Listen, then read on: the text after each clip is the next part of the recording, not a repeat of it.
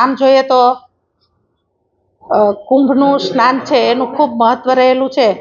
ત્યારે એક આપણા ધર્મ સાથે જોડાયેલું આ સ્નાનનું મહત્વ હોય અને અંદરથી મને ઈચ્છા થઈ કે ભાઈ મારે પણ જવું છે, તો હું સ્નાન કરવા માટે પ્રયાગ ગઈ।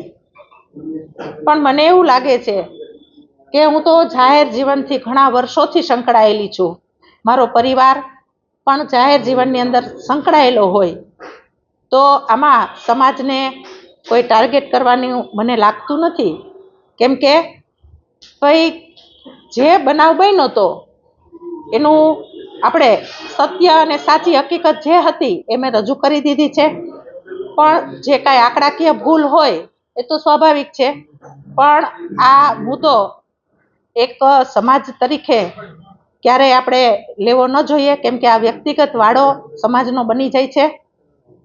આમાં આપણે ન પડતા દેશનો વિકાસ, રાજકોટનો વિકાસ આપણે સારી રીતે કેમ કરી શકીએ એના સૂચનો જો આપણે સૌ આપીએ તો મારી દ્રષ્ટિએ એવું સારું લાગશે કે જે બનાવ જે કાંઈ હોય એનું આપણે પૂર્ણવિરામ લાવવો જોઈએ। સમાજના છે એ કોઈ પણ સમાજના હોય, એમાં મને કોઈ સમાજની દ્રષ્ટિએ કોઈ ઈરાદાપૂર્વક કાંઈ હોય એવું મને લાગતું નથી। કદાચ 2 રૂપિયાનો ભાવ છે એ કદાચ જાણ બહાર હોય અને બોલાઈ ગયું હોય તો એમાં સમાજને આપણે ટાર્ગેટ ન કરીએ। હર હંમેશ પાટીદાર સમાજ બધાની સમાજની સાથે વણાયેલો સમાજ છે અને જોડાયેલો સમાજ છે। ત્યારે હું એક મેયર તરીકે કુંભમાં સ્નાન કરવા ગઈ તો હુકમ પ્રમાણે ગઈ છું અને તેનું બિલ જે હતું તે બિલ પણ મેં રજૂ કરી દીધું છે અને ભરપાઈ પણ કરી દીધું છે। એટલે આ બાબતનો મુદ્દો સમાજ છે, પાટીદાર સમાજ સર્વ સમાજની સાથે વણાયેલો અને જોડાયેલો છે।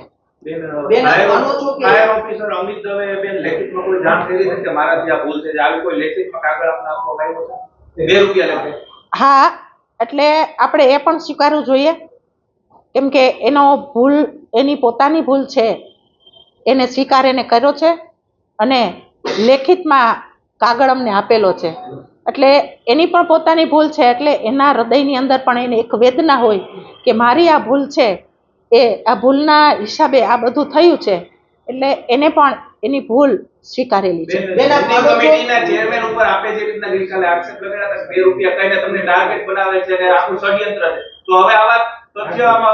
આપણે આમાં એમ કહું છું કે ભૂલનો સ્વીકાર એને પોતાએ બધાએ કરેલો છે, તો આમાં આપણે બહુ ઊંડાણપૂર્વક ન પડીએ।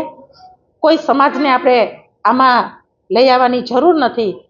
પાટીદાર સમાજ સર્વ સમાજની સાથે સંકળાયેલો છે અને ત્યારે તો આ સમાજની પ્રગતિ અને આ દેશની પ્રગતિમાં એની પણ ભૂમિકા છે સમાજની। પાટીદાર નેતા દિનેશ બાંભણિયા મેદાને આવ્યા છે એવું કહે છે કે મેયર પાટીદાર સમાજના દીકરી છે એટલા માટે એની સાથે આ ષડયંત્ર કાવતરું કરવામાં આવ્યું છે, તો દિનેશ બાંભણિયાને તમે શું કહેવા માંગો છો? પાટીદાર સમાજે મેદાને ઉતરવું જોઈએ કે નહીં? ના, હું કહું છું કે પાટીદાર સમાજ એ બધા સમાજની સાથે સંકળાયેલો સમાજ છે, ત્યારે આ મુદ્દો છે એ હું જાહેર જીવનમાં વર્ષોથી સંકળાયેલી છું। પાટીદાર તરીકે જ્યારે પાર્ટીએ મને અહીંયા એક તક આપેલી છે, ત્યારે આ તકને આપણે રાજકોટના વિકાસના કામની અંદર આપણે કેટલું કામ સારું કરી શકીએ, પણ હું કહું છું સમાજને આમાં એક ગેરમાર્ગે દોરવામાં આવી રહ્યો છે। મારા મનમાં પણ આવું કાંઈ છે નહીં, અને જ્યારે પણ હું જાહેર જીવનમાં સંકળાયેલી હતી અને અત્યારે પણ સંકળાયેલી છું, તો પહેલેથી હું પાટીદાર છું, પણ મને આમાં એવું લાગે છે કે સમાજને ખોટી રીતે દોરવણી આમાં થતી હોય તેવું મને લાગે છે। એ જે પણ કાંઈ પ્રશ્ન હશે એનું પણ જ્યાં પણ રજૂઆત કરવાની થશે ને આપણે કરીશું। એટલે ખાસ વિનંતી એટલે કરું છું કે આમાં સમાજને ખોટી રીતે ટાર્ગેટ ન કરીએ આપણે, કેમ કે પાટીદાર સમાજની પણ ભૂમિકા દેશના વિકાસ માટે એની પણ ભૂમિકા છે। ક્યાંક ને ક્યાંક સમાજ આમાંય પણ સારી ભૂમિકામાં સંકળાય, એટલે વ્યક્તિગત મુદ્દો આપણે આ લેવાની જરૂર નથી। રાજકોટ મેયરના ટ્રાવેલિંગ બાબતે જે અત્યારે વિવાદ થઈ રહ્યો છે તે સરકારી ગાડીઓનો ઉપયોગ કોઈપણ વ્યક્તિએ કરવો ન જોઈએ અને આ ઉપયોગમાં જે કંઈ અત્યારે હાલના તબક્કે વિખવાદ થઈ રહ્યો છે તે એક જાણી જોઈને ઊભો કરવામાં આવેલો વિખવાદ છે.